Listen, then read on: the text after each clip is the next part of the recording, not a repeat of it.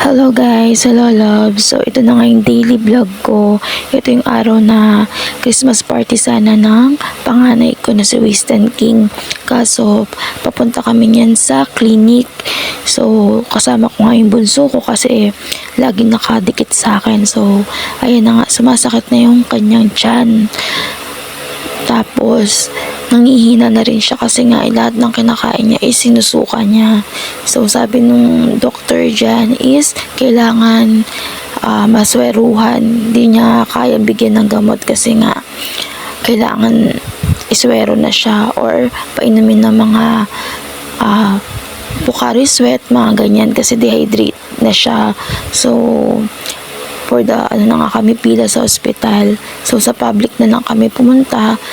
Okay naman siya sa Pocari Sweat, kaya eto, waiting kami ng doktor niyan. So hanggat kinakaya pa kasi nung pasyente, hindi agad-agad din aasikasuhin.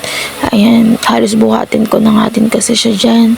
Yung sana happy siya ngayon kasi Christmas party nila, pero ito, hindi talaga natin masasabi yung mangyayari. So bibili na nga ako ng pagkain namin dyan kasi nakalahati niya rin niya yung swero niyan.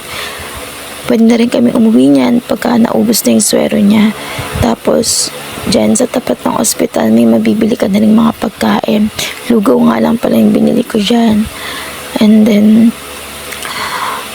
pagkabalik ko, kumain na nga din kami dyan. So yun, waiting na rin kami makauwi. Thank you for watching.